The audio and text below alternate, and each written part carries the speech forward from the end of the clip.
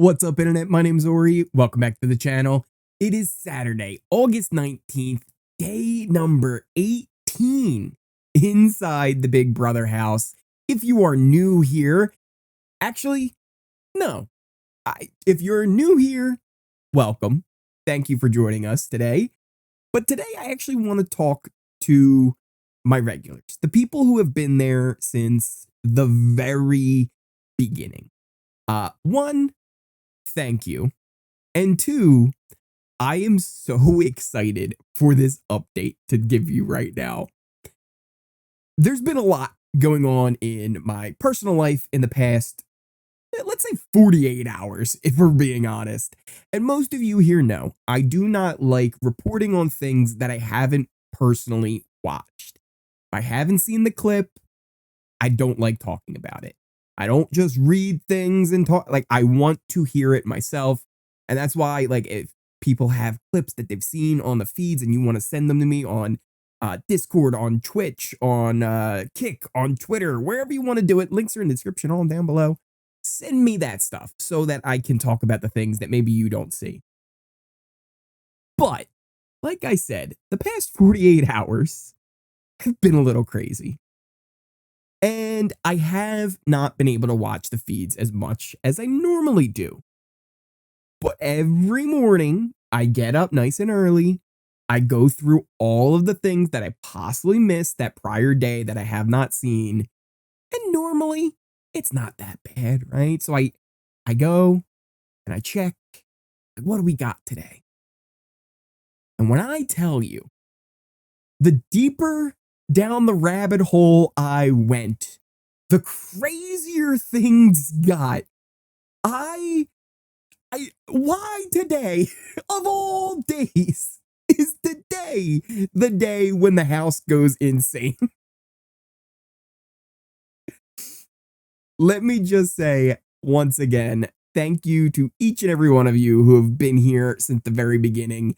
If you are new here, do hit that subscribe button, hit that like button, hit that notification bell. I really appreciate all of that. Share this video with someone who is a Big Brother fan. If they haven't watched Big Brother in a long time, if they don't even know what Big Brother is, they're going to listen to this update and go, what is happening in that house? So let's break this stuff down. So let's start off at the very top.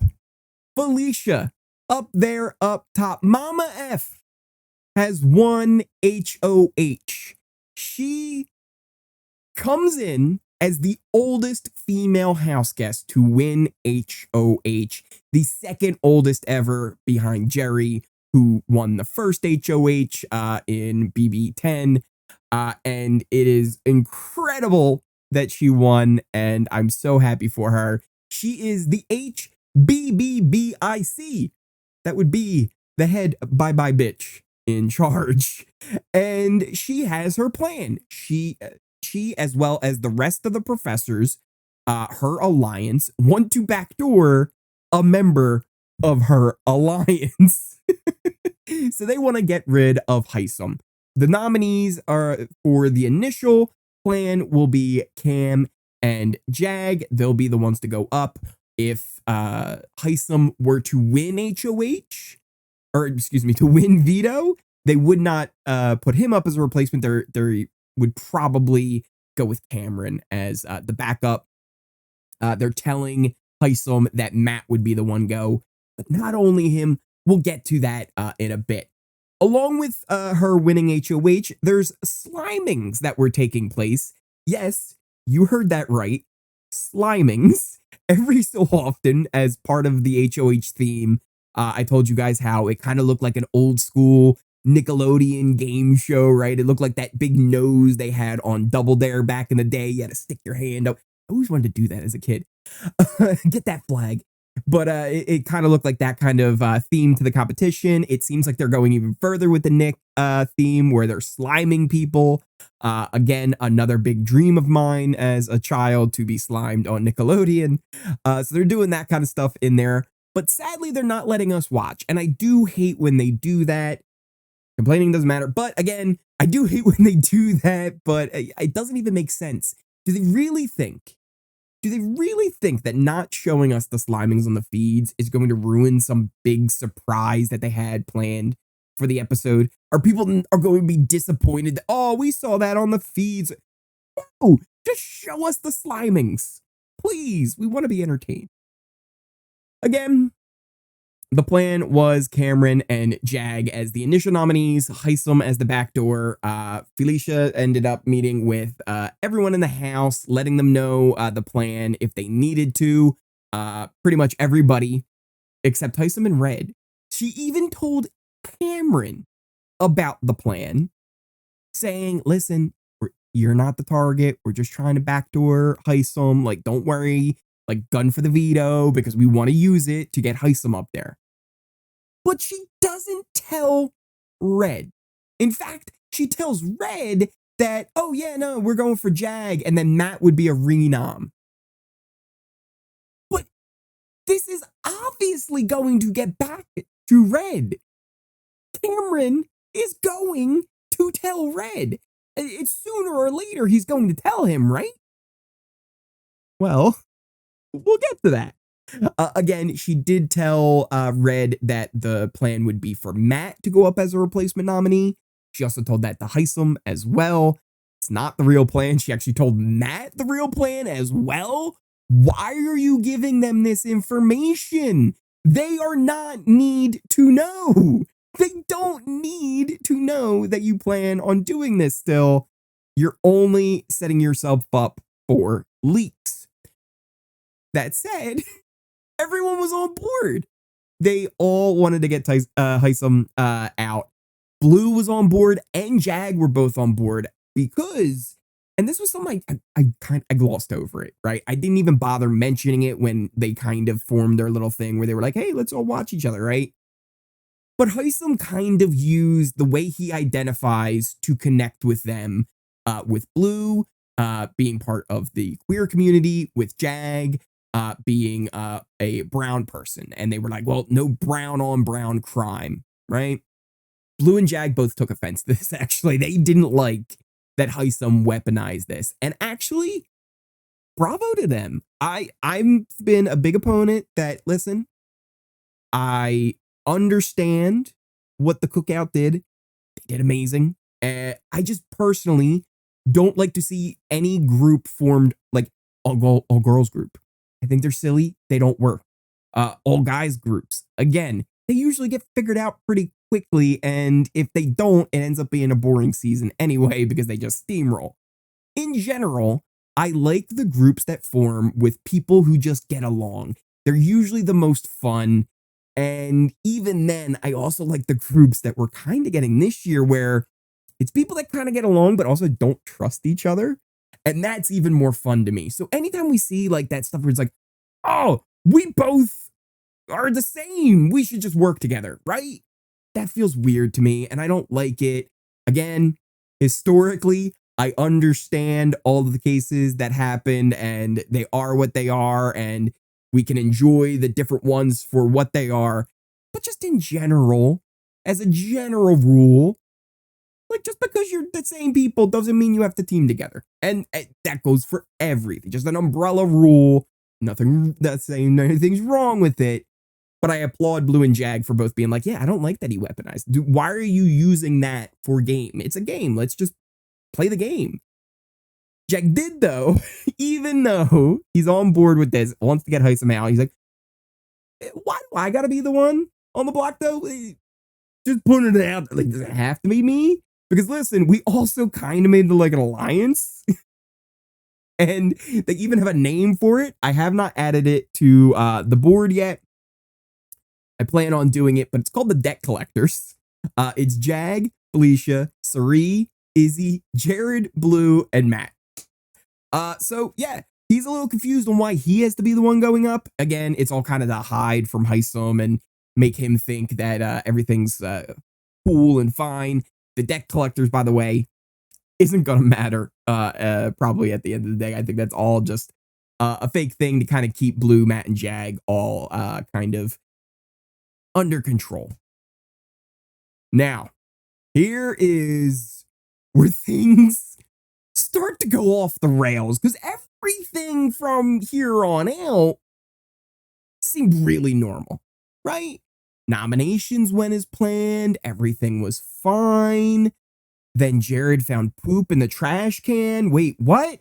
Yeah, he found poop in the trash can. He told Felicia about it. It's not like a big story. I just found it very entertaining when I came across this. I went, wait.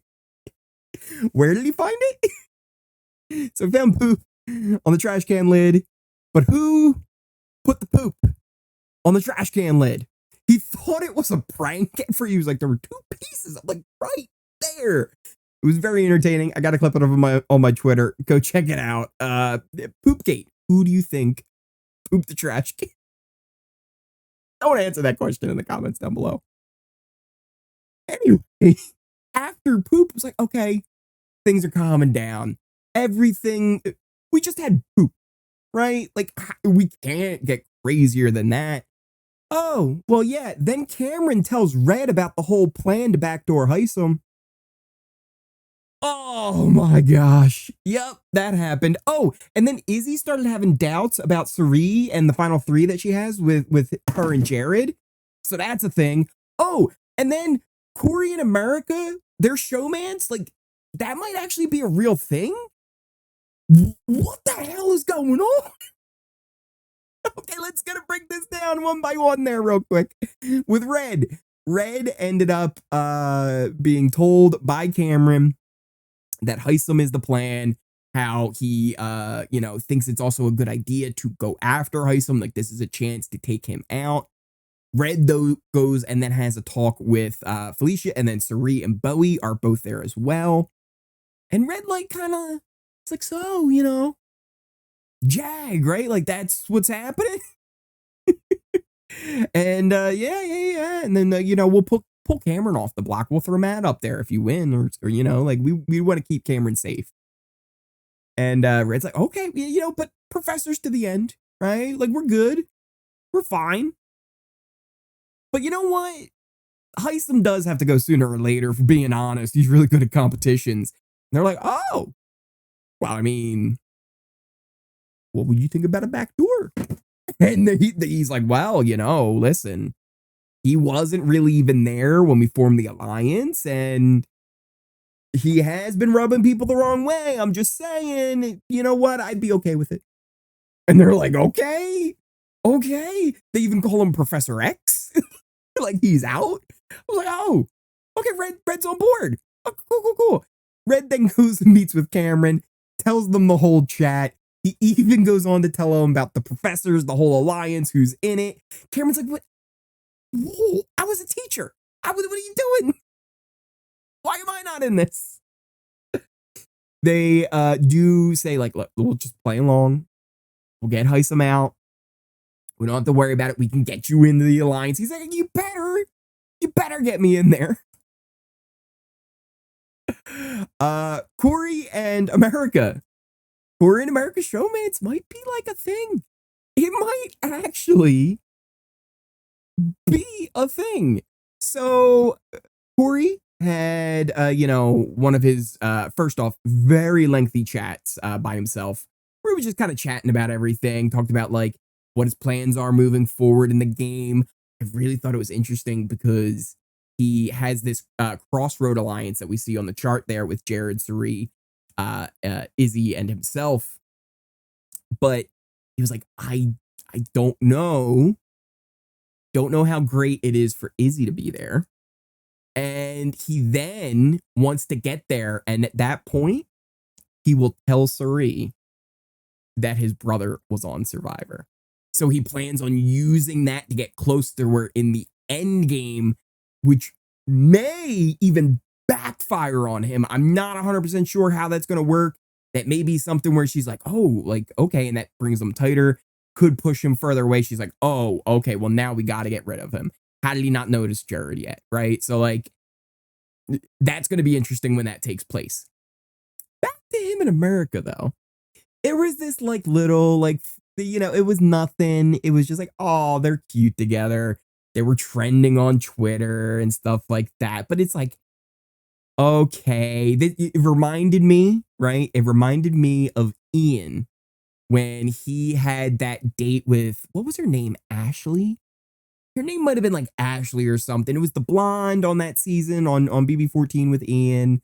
And like, she was real ditzy, but like, it reminded me of like that, where it's like, oh, they're just playing, right? Like, it's not like really a thing. It might be a thing. They were asking her, they're like, what do you think of Cory? He's growing on me. Okay. Let's go, Cory. I'm all for this. Cory, America, you guys, you do your thing. You do your thing. Now, Izzy doubting Cirie and Jared as the final three. She was like counting up votes. She's like, can I even win? She ends up having a talk with Cirie, who just calms her down. She's like, oh, don't worry. It's fine. Don't worry about it. Everything's going to be good. Of course it's going to be cool with us three in the final. Don't worry. Everything's fine. Cirie just putting on the magic. She then also tells her that Cameron must be telling Red everything, because we didn't know if she caught on during the Red conversation where he was asking about Hisam, but Cirie is a smart cookie and was able to pick up on that. She knows what's going on. Would it possibly be Cameron who ends up going this week if things start going weird? Is it end up being Red? I think they still go with Hisam, but they know. Other than that, what else do we have on their table? Oh, maybe one of the funniest things I've ever seen while watching the live feeds. This one, I actually was able to catch live when it happened because I was already done catching up on everything, all right? So Cirie, Izzy, and Mimi, late night chat in the backyard. By the way, it seems like Vito will be in that like off-site competition area because they still have the backyard even throughout the night. So there's no competition build out there. I assume it's going to be, maybe it's something really cool and they have it on like another movie or TV set. They've been they used in that one HOH for the Scaryverse. So we'll see how that all plays out. Nonetheless, they're in the backyard, they're chilling, they're chatting. And Cirie says, you know what was really telling? Reilly told me, trust Jag and Matt. About your other one, she says. What about Blue? Why didn't she tell us to trust Blue? And Izzy and Mimi are like, you know what? You're right. And when they had like their little meeting, she didn't pull Blue in there with her. Why didn't she trust Blue? Then they start talking about how Blue looked like happy and she was smiling and she was not upset at all when Reilly was being evicted. Meanwhile, she's on a hammock just feet away with Jared. You cannot make this up. She is full on just laying there relaxing, rubbing his hand. Here's an interesting thing, because they're actually having a conversation about their showmance. This might be, and I might be wrong, maybe I'm not thinking about some things. I guess maybe you could include something like from like BB9, maybe like that might have been like a casual type of thing that went down over there. That was a wild season. If we don't count that, for the most part, showmances, they either just break up after the show or they try, right? But they don't go in saying, oh, we're going to break up. Usually when they're in the house, they're like, hey, they're falling for each other, right? They're really digging each other. There's talks about like, oh, I'll come visit you. You'll come visit me. Maybe it won't work out, but we're going to try. I don't know if I've ever seen one where both of them go, oh yeah, we know this isn't going to work. He is getting ready to move to LA. She lives near New York, I believe Connecticut. That's where they were kind of talking. It was like, maybe if you got me to move to Connecticut, like I'm going to marry you. But he's like, I'm getting ready to move to LA. This might be like the first ever casual showmance. I honestly can't think of another one that like flat out said, yeah, you know what? After this, we're not going to be a thing, but hey, while we're here, let's have some fun. And it's kind of wild. It's kind of wild. to see, but also good for them. But also, he's basically telling her, like, oh, yeah, like, we're not going to be a thing. Like, we're just having fun here. Like, if you're going to cut me later on down the line, oh, well. It's like, well, okay, like, this is an interesting dynamic here. I'm interested to see how this goes. But yeah, that was the wild day in Big Brother. And like I said, inside that BB25 house, I was going down the list and I'm starting to watch each clip and it just gets wilder and wilder. It was a madhouse in that house. And I missed most of it. I had to catch up on replays. What do you guys think about everything going on in the comments down below? Let me know. If you are new here, hit that subscribe button. If you like this video, hit that like button, hit that notification bell. You'll never miss a video. You'll never miss a stream. Thank you guys again so much for watching. I really can't tell you guys enough how much I appreciate you guys all so much, especially on days like today where I was having a very wild and crazy 48 hours myself personally, only to get to have the most fun telling you guys about this crazy day that happened in BB25 today. So thank you guys again so much for watching. I appreciate each and every one of you. Check out the links to all of my socials in the description down below, pinned comment as well. You can check out my Twitch, Twitter, Discord, Kick, all the things. You can like what you want, follow what you want, ignore what you want, doesn't matter. Once again, thank you guys so much. Share this video with someone who loves Big Brother, someone who hasn't watched in a long time, a friend, a cousin, whoever, a coworker. Send somebody this video that you think might enjoy it, because this was a wild day. Thank you guys again so much for watching, and I will see you next time.